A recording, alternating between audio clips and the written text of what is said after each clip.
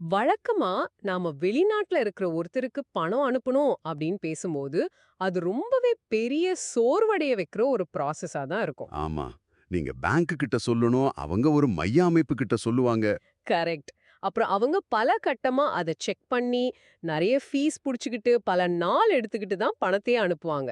ஆனா, ஒரு WhatsApp message அனுப்புற மாதிரி, உலகத்துல எந்த மூலைக்கும் எந்த பேங்கோட பெர்மிஷனும் இல்லாம, நொடி பொழுதில் கோடிக்கணக்கான ரூபாய அனுப்ப முடிஞ்சா எப்படி இருக்கும்? வந்து அது ஏதோ சயன்ஸ் ஃபிக்ஷன் படத்துல வர்ற கற்பனை உலகம் மாதிரி உங்களுக்கு தோணலாம். ஆனா, அதுதான் நாம இன்னைக்கு வாழ்ந்துட்டு இருக்கிற இந்த தொழில்நுட்பத்தோட நிஜம். வாவ்! எந்த ஒரு பேங்கோ, மேனேஜரோ, ஒரு சென்ட்ரல் பாடியோ இல்லாம ரொம்ப பாதுகாப்பாவும், வெளிப்படையாவும் இத செய்ய முடியும் அப்படிங்கிறது தான் இதுல ஆச்சரியமான விஷயமே. இத பத்தி தான் இன்னைக்கு நாம இந்த ஆழமான தேடல்ல விரிவாக அலச போறோம். நம்ம கிட்ட இருக்கிற ஆர்டிகிள்ஸ், ஒயிட் பேப்பர்ஸ், அப்புறம் எக்ஸ்பர்ட்ஸ் கொடுத்த டேட்டா இதையெல்லாம் வச்சு இந்த கிரிப்டோ கரன்சி அப்படிங்கிற மாபெரும் டிஜிட்டல் உலகத்தோட மர்மங்களை நாம இன்னைக்கு டீகோட் பண்ண போறோம். கண்டிப்பா. கிரிப்டோ பத்தி கேள்விப்பட்டாலே நெறைய பேருக்கு ஒரு குழப்பம் வரும். அதான், உங்கள ரொம்ப டெக்னிக்கலான வார்த்தைகளை சொல்லி குழப்பாம, இந்த சிஸ்டம் எப்படி வேலை செய்யுது அப்படிங்கறத தெளிவா புரிய வைக்கிறது தான் நம்ம நோக்கம். சரி, நான் நேரடியா கேள்விக்கே வந்துடுறேன். எந்த ஒரு பேங்க் மேனேஜரும் இல்லாம ஒரு நிதி அமைப்பை நாம எப்படிங்க நம்புறது? இது எங்க இருந்து தொடங்குது? இப்போ பாத்தீங்கன்னா, இந்த உலகத்தை புரிஞ்சுக்க நம்ம முதல்ல கிரிப்டோகிராஃபி அப்படிங்கிற வார்த்தையில இருந்து தான் தொடங்கணும். கிரிப்டோகிராஃபி. ஓகே. ஆமா. கிரிப்டோ அப்படிங்கா லத்தீன் மொழியில மறைக்கப்பட்ட இல்லனா ரகசியமான அப்படின்னு அர்த்தம். கிரிப்டோகிராஃபி அப்படிங்கிறது தகவல்களை மறைச்சு வைக்கிற, அதாவது கோடிங் செய்யற ஒரு கலை. அதாவது ரகசியமா குறியாக்கம் பண்றது. கரெக்ட்டா? எக்ஸாக்ட்லி. இது பல ஆயிரம் வருஷமா போர்க்காலங்கள்ல ரகசிய தகவல்களை பரிமாற பயன்படுத்தப்பட்ட ஒரு முறை.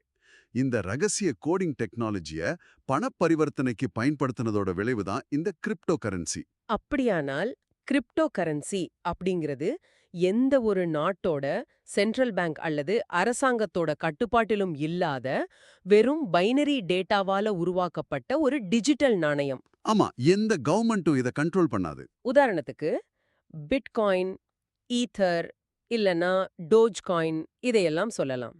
இதை எந்த ரிசர்வ் பேங்க்கும் அச்சடிக்கிறது இல்ல. ஆனா ஒரு நிமிஷம். பேங்கே இல்ல அப்டின்னா, என் அக்கவுண்ட்ல எவ்ளோ பணம் இருக்கு? நான் யாருக்கு அனுப்புனேன்? அப்படிங்கிற கணக்கு புத்தகத்த, அதாவது லெட்ஜர யாரு மெயின்டெயின் பண்றது? அங்கதான் பிளாக் செயின் அப்படிங்கிற அந்த புரட்சிகரமான டெக்னாலஜி உள்ளே வருது. Block chain. பிளாக் செயின் அப்படிங்கிறது ஒரு டிஜிட்டல் பப்ளிக் லெட்ஜர், அதாவது பொது கணக்கு புத்தகம். எந்த ஒரு தனிநபர்கிட்டயோ கம்பெனி கிட்டயோ இந்த லெட்ஜர் இருக்காது. ஓஹோ! அப்புறம் எங்க இருக்கும்? இதுல பதியப்படுற டிரான்சாக்ஷன்ஸ் எல்லாம் உலகெங்கிலும் உள்ள பல ஆயிரக்கணக்கான கம்ப்யூட்டர்ஸ்ல, அதாவது நோட்ஸ் அப்படின்னு சொல்லுவோம், அங்க ஒரே நேரத்துல பரவலாக்கப்பட்டு சேவ் ஆகும். இத நான் இப்படி புரிஞ்சுக்கிறேன். பிளாக் செயின ஒரு மிகப்பெரிய பொதுவான கூகுள் டாக் கூட நாம ஒப்பிடலாமா? ஆமா, ஒரு நல்ல உதாரணம் தான். அந்த கூகுள் டாக்க உலகத்துல இருக்கிற எல்லாரும் பார்க்க முடியும். ஆனா ஒரு டவுட். கூகுள் டாக்ல யாருக்கு ஆக்சஸ் இருக்கோ, அவங்க அத எடிட் பண்ணி மாத்தலாமே. அது எப்படி பாதுகாப்பாகும்? நான் அனுப்புன ரூ. 100 யாராவது ரூ. 10,000 மாத்திட்டா என்ன பண்றது? ரொம்ப சரியான கேள்வி. அங்கதான் பிளாக் செயின் கூகுள் டாக்ல இருந்து மாறுபடுது. பிளாக் செயினோட ஸ்பெஷாலிட்டியே அதோட இம்யூட்டபிலிட்டி தான்.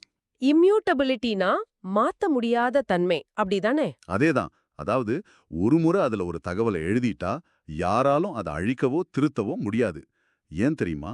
ஒரு டிரான்சாக்ஷன் நடக்கும்போது நெட்வொர்க்ல இருக்கிற கம்ப்யூட்டர்ஸ் அதை செக் பண்ணி எல்லாரும் ஓகே சொன்ன பிறகுதான் அந்த தகவல் ஒரு பிளாக்கா மாறும். ஓ! அப்புறம் அந்த பிளாக் என்ன ஆகும்? அது முந்தைய பிளாக்கோட ஒரு செயின் மாதிரி, அதாவது சங்கிலி மாதிரி இணைக்கப்படும். நீங்க ஒரு பிளாக்ல இருக்கிற தகவலை மாத்த ட்ரை பண்ணா அதுக்கு பின்னாடி இருக்கிற எல்லா பிளாக்குகளும் இன்வாலிட் ஆயிடும். வாவ்! அதனால தான் இது பிளாக் செயின் அப்படின்னு அழைக்கப்படுது. ஆமா, உலகத்துல இருக்கிற ஆயிரக்கணக்கான கம்ப்யூட்டர்ஸ ஒரே நேரத்துல ஹேக் பண்ணா மட்டும்தான் இத மாத்துறது சாத்தியம். அது பிராக்டிக்கலா நடக்காத காரியம். சூப்பர். சரி, பேங்க்ல ஒரு டிரான்சாக்ஷன செக் பண்ண ஒரு டெல்லர் இருப்பாரு. இங்க யார் அத செக் பண்றாங்க? உலகத்துல இருக்கிற அந்த கம்ப்யூட்டர்ஸ் எல்லாம் தானாவே முன் வந்து இத செய்யுமா? அவங்களுக்கு இதுல என்ன லாபம்? நல்ல கேள்வி. மனுஷங்களுக்கு பதிலா நெட்வொர்க்ல இருக்கிற அந்த கம்ப்யூட்டர்ஸ் தான் பரிவர்த்தனைகளை செக் பண்ணுது. இத செய்யறதுக்கு அவங்களுக்கு ஒரு ரிவார்ட், அதாவது சன்மானம் கொடுக்கணும் இல்லையா? கண்டிப்பா. இத முடிவு பண்ற 2 முக்கிய வழிகள் இருக்கு. ஒன்னு ப்ரூஃப் ஆஃப் வொர்க், அதாவது POW. மற்றொன்று ப்ரூஃப் ஆஃப் ஸ்டேக், அதாவது POS. ஒரு நிமிஷம், மைனிங் பத்தி சொல்றீங்க இல்லையா? நான் இத பத்தி கேள்விப்பட்டிருக்கேன். பிட்காயின் இந்த ப்ரூஃப் ஆஃப் வொர்க் முறைய தான் பயன்படுத்துது. கரெக்ட். அதுல தான் மைனர்ஸ் இருப்பாங்க. ஆமா, மைனர்ஸ் தங்களோட ரொம்ப ஃபாஸ்டான கம்ப்யூட்டர்ஸ் மூலமா ரொம்ப சிக்கலான கணித புதிர்களை சால்வ் பண்ணுவாங்க. யார் முதல்ல அந்த புதிரை சால்வ் பண்றாங்களோ அவங்களுக்கு அந்த டிரான்சாக்ஷனை செக் பண்ற உரிமை கிடைக்கும். சன்மானமா புது பிட்காயினும் கிடைக்கும். சரியா சொன்னீங்க. ஆனா இது மிகப்பெரிய அளவுல மின்சாரத்தை வீணாக்குது அப்படின்னு நம்ம சோர்சஸ்ல நான் படிச்சேன். ஒரு சின்ன கணித புதிர்க்காக இவ்வளவு எலக்ட்ரிசிட்டியை வீணாக்குறது கொஞ்சம் முட்டாள்தனமா இல்லையா? உங்களோட சந்தேகம் முற்றிலும் நியாயமானது. அந்த அதிகப்படியான மின்சார பயன்பாட்டை குறைக்கிறதுக்காகவும் நெட்வொர்க்கை இன்னும் வேகமாக்குறதுக்காகவும் கொண்டு வரப்பட்ட ஒரு மாற்று முறை தான் ப்ரூஃப் ஆஃப் ஸ்டேக். ஓஹோ, பிஓஎஸ் இதுல எப்படி வேலை நடக்கும்? இதுல கம்ப்யூட்டர்ஸ் எல்லாம் போட்டி போட்டு புதிர்களை சால்வ் பண்ண வேண்டிய அவசியம் இல்ல. அப்படி என்றால் இந்த ப்ரூஃப் ஆஃப் ஸ்டேக் முறையில யார் உண்மையானவங்க அப்படிங்கறத எப்படி முடிவு பண்றாங்க? இதை நீங்க ஒரு வீட்டை வாடகைக்கு எடுக்கும்போது கொடுக்கிற அட்வான்ஸ் பணம், அதாவது செக்யூரிட்டி டெபாசிட் மாதிரி கற்பனை செஞ்சுக்கோங்க. சரி. இந்த முறையில வேலிடேட்டர்ஸ், அதாவது சரிபார்ப்பவர்கள் தங்க கிட்ட இருக்கிற டோக்கன்களை பணமாக, அதாவது ஸ்டேக் செஞ்சு வைப்பாங்க. அவங்க டிரான்சாக்ஷன்ஸை நேர்மையா செக் பண்ணா வட்டி மாதிரி அவங்களுக்கு புது டோக்கன்கள் லாபமா கிடைக்கும். ஒருவேளை அவங்க ஃப்ராட் பண்ணா, தப்பான டிரான்சாக்ஷனுக்கு ஓகே சொன்னா என்ன ஆகும்? அதான் ட்விஸ்ட். அவங்க மோசடி செஞ்சே தவறான பரிவர்த்தனைக்கு ஒப்புதல் அளித்தால் அவங்க பணமாக வச்ச மொத்த டோக்கன்களும் நெட்வொர்க்கால பறிமுதல் செய்யப்படும். இதை ஸ்லாஷிங் அப்படின்னு சொல்லுவாங்க. வாவ், நீங்க நேர்மையா இருந்தா லாபம், ஏமாத்த நினைச்சா உங்களோட பணமே பறி போயிடும். இது ரொம்பவே சூப்பரான லாஜிக்கா இருக்கே. கரண்ட்டும் மிச்சம், செக்யூரிட்டியும் உறுதி. சரி, இப்போ யார் செக் பண்றாங்க அப்படின்னு தெரிஞ்சிருச்சு. ஆனா இந்த பிளாக் செயின்ல வெறும் பணத்தை மட்டும்தான் அனுப்ப முடியுமா? இல்ல, அங்கதான் நாம அடுத்த லெவலுக்கு போறோம். இங்கதான் நீங்க சோர்சஸ்ல குறிப்பிட்ட அந்த ஸ்மார்ட் கான்ட்ராக்ட்ஸ் வருது அப்படின்னு நான் நினைக்கிறேன். ஸ்மார்ட் ஒப்பந்தங்களை நான் ஒரு வெண்டிங் மிஷின் கூட ஒப்பிடுவேன். ரொம்ப கரெக்டான உதாரணம். ஒரு வெண்டிங் மிஷின்ல 10 ரூபாய போட்டா தண்ணி பாட்டில் தானாவே கீழே விழும். நடுவுல உங்களுக்கு பாட்டில எடுத்து கொடுக்க எந்த ஒரு மனுஷனும் தேவையில்ல. இதே போல பிளாக் செயின்ல கோடிங் மூலியமா எழுதப்பட்ட ரூல்ஸ் தான் இந்த ஸ்மார்ட் கான்ட்ராக்ட்ஸ். கண்டிஷன்ஸ் மேட்ச் ஆனா அது தானாவே செயல்படும். நான் சொல்றது சரிதானே? 100க்கு 100 சரி. இந்த ஸ்மார்ட் ஒப்பந்தங்கள் தான் இன்னைக்கு இருக்கிற கிரிப்டோ உலகத்தோட பேக்போன். வெறும் பணம் அனுப்புறது மட்டும் இல்லாம real estate contracts, bank service, இன்சூரன்ஸ்னு எல்லாத்தையுமே மனித இடைத்தரகர்கள் இல்லாம இத மூலமா நாம செய்ய முடியும். சூப்பர். ஆனா உங்களோட வெண்டிங் மிஷின் இயங்குறதுக்கு எலக்ட்ரிசிட்டி தேவைப்படுற மாதிரி பிளாக் செயின் நெட்வொர்க்ல இந்த ஸ்மார்ட் கான்ட்ராக்ட்ஸ் இயங்குறதுக்கும் நெட்வொர்க்கை யூஸ் பண்றதுக்கும் ஒரு ஃபீஸ் கட்டணும். அதுதான் கேஸ் ஃபீஸ் அப்படின்னு சொல்றாங்க. கேஸ் கட்டணுமா? இத இத்திரியம் நெட்வொர்க்ல குவே அப்படின்னு அழைப்பாங்கன்னு ஆர்டிகிள்ஸ்ல பார்த்தேன். ஆமா, குவே. ஒரு ரூபாயில எப்படி பைசா இருக்கோ அதே போல ஒரு இத்தீரியத்தோட மிகச்சிறிய பகுதி தான் குவே இல்லையா? ஆனா இந்த கட்டணம் ஏன் சில நேரத்துல ரொம்ப அதிகமா இருக்கு, சில நேரத்துல கம்மியா இருக்கு? இது ஒரு டிராஃபிக் ஜாம் மாதிரி தான்.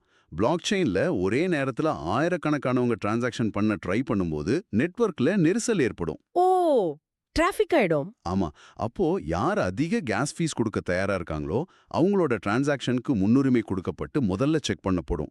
அதனால கூட்ட நெரிசல் இருக்கிற நேரங்கள்ல இந்த கட்டணம் தானாவே அதிகமாயிடும். இப்போ புரியுது. சரி, இப்போ ஒரு மிகப்பெரிய கேள்வியை நான் கேட்க போறேன். இந்த ஸ்மார்ட் கான்ட்ராக்ட்ஸ் வெண்டிங் மிஷின் மாதிரி தானாவே வேலை செய்யும் அப்படின்னா நம்ம ஏன் பேங்க் கிட்ட போனோம்? போக வேண்டிய அவசியமே இல்லை. அதான், மனுஷங்களே இல்லாம முழு நிதி அமைப்பையுமே நாம கோடு மூலமா உருவாக்க முடியும் இல்லையா? அதுவே நம்மள டெஃபி, அதாவது டீசென்ட்ரலைஸ்ட் ஃபைனான்ஸ்க்கு இட்டு செல்லுதுன்னு நினைக்கிறேன். கரெக்ட். ஆனா அதுக்கு முன்னாடி இந்த உலகத்துல நாம எதை வச்சு ட்ரேடிங் பண்றோம் அப்படிங்கறத தெளிவுபடுத்தணும். காயின் அப்புறம் டோக்கன், இது ரெண்டுக்கும் என்ன வித்தியாசம்? நிறைய பேர் இந்த ரெண்டு வார்த்தைகளையும் ஒண்ணுக்கொன்னு மாத்தி பயன்படுத்துறாங்க. ஆனா ரெண்டும் வேற வேற. இதை ஈஸியா சொல்லணும்னா காயின் அப்படிங்கிறது சொந்த வீடு வச்சிருக்கிற மாதிரி. சொந்த வீடுன்னா அதுக்குன்னு தனி இடம் இருக்கும். ஆமா, தனக்கென சொந்தமா ஒரு பிளாக் செயின் நெட்வொர்க்கை வச்சிருக்கிற நாணயம் அது. பிட்காயின், எதீரியம், சொலானா, அப்புறம் பாலிகான் நெட்வொர்க்கோட POL இதெல்லாம் காயின்களுக்கு உதாரணம். அவையோட சொந்த வீட்ல அதுங்க இயங்குது. ஓஹோ, அப்படியானால் டோக்கன் அப்படிங்கிறது வாடகை வீட்ல இருக்கிறதா? எக்ஸாக்ட்லி. டோக்கன் அப்படிங்கிறது சொந்தமா பிளாக் செயின் இல்லாம ஸ்மார்ட் கான்ட்ராக்ட்ஸ் மூலமா அடுத்தவங்களோட பிளாக் செயினை பயன்படுத்துறது. ஓ, இப்ப புரியுது. உதாரணத்துக்கு, நீங்க கொடுத்த சோர்சஸ்ல இருக்கிற LGNS அப்படிங்கிற டோக்கன் பாலிகான் பிளாக் செயினை பயன்படுத்தி தான் இயங்குது. அவங்க சொந்தமா ஒரு நெட்வொர்க் உருவாக்காம பாலிகானோட செக்யூரிட்டியும் வேகத்தையும் யூஸ் பண்ணிக்கிறாங்க. இப்ப ரொம்ப தெளிவா புரியுது. சரி, நான் முன்னாடி கேட்ட அந்த பேங்க் இல்லாத நிதி அமைப்புக்கு வருவோம். DeFi, அதாவது டீசென்ட்ரலைஸ்ட் ஃபைனான்ஸ். ம் இது பேங்க் மாதிரி ட்ரெடிஷ்னலான இடைத்தரகர்கள் இல்லாம நேரடியா மக்களுக்கிடையே நடக்கிற ஒரு பரவலாக்கப்பட்ட நிதி அமைப்பு. கடன் கொடுக்கறது, வட்டி வாங்குறது எல்லாத்தையுமே ஸ்மார்ட் கான்ட்ராக்ட்ஸே பாத்துக்குது. ஆமா, எல்லாமே ஆட்டோமேட்டட் தான். இதோட டாவோ, அதாவது DAO அப்படிங்கிற வார்த்தையும் அடிபடுது. Decentralised autonomous organisation.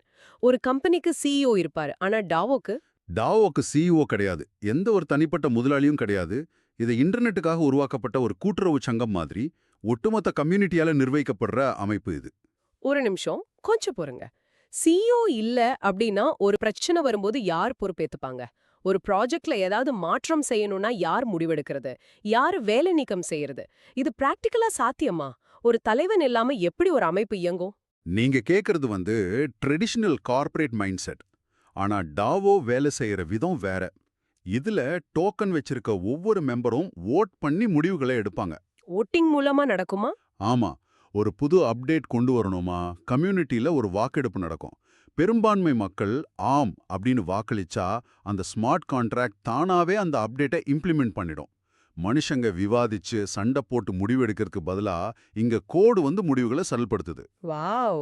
பேங்க் இல்ல, CEO இல்ல, எல்லாமே கம்யூனிட்டியோட கைகள்ல, அப்புறம் கோடிங்கோட கைகள் இருக்கு. கேட்கவே ரொம்ப பிரமிப்பா இருக்கு. ஆனா கொஞ்சம் பிராக்டிக்கலா யோசிப்போம். சொல்லுங்க. என்கிட்ட பணம் இருக்கு. இதை யூஸ் பண்ண நான் எங்க போகணும்?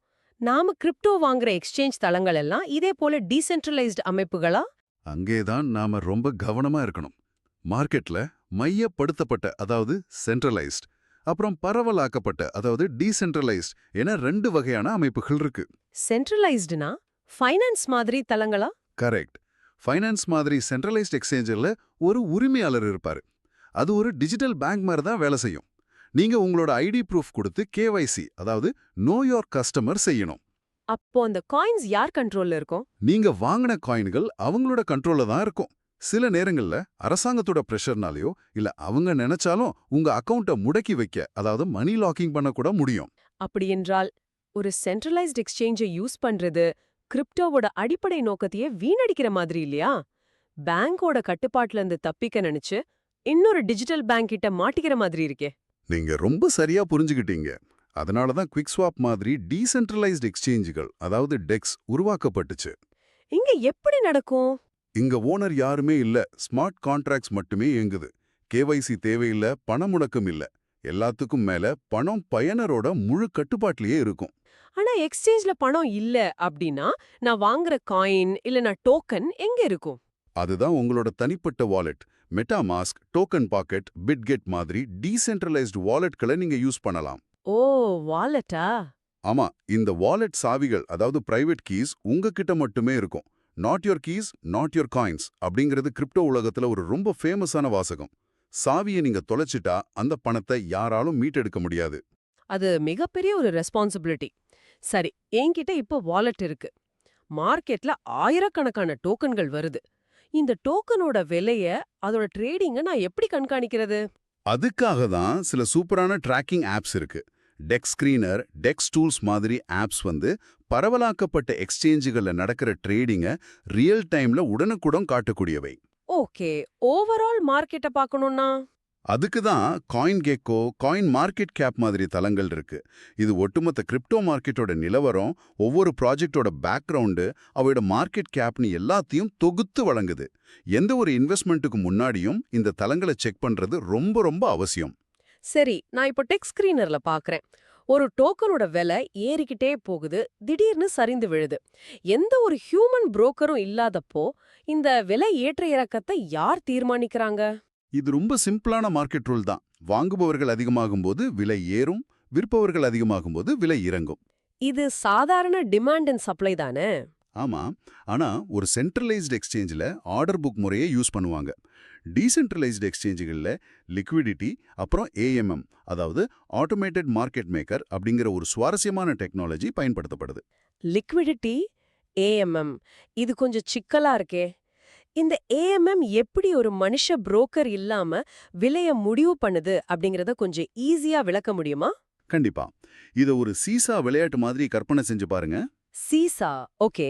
USDT மாதிரி ஒரு ஸ்டேபிள் காயின் இருப்பு வைக்கப்பட்டிருக்கும். இப்போ நீங்க போய் நிறைய எல்ஜிஎன்எஸ் டோக்கன்களை வாங்குறீங்க அப்படின்னா பூல்ல இருந்து எல்ஜிஎன்எஸ் வெளியேறும். அதுக்கு பதிலா உங்களோட USDT பூல்குள்ள வரும். சீசாவோட ஒரு பக்கம் குறையும் போது மறுபக்கம் ஏறும் இல்லையா? எக்ஸாக்ட்லி. அதே போல பூல்ல எல்ஜிஎன்எஸ் ஓட எண்ணிக்கை குறைய குறைய அதோட விலை மேத்தமேட்டிக்கல் அல்காரிதம் படி தானாவே அதிகரிக்கும். அற்புதம். இந்த சீசா ஒப்பீடு ரொம்ப ரொம்ப தெளிவா இருக்கு. ஆனா ஒருவேளை யாராவது ஒரு பெரிய முதலீட்டாளர், அதாவது வேல் அப்படின்னு சொல்வாங்களே, அவங்க தங்க கிட்ட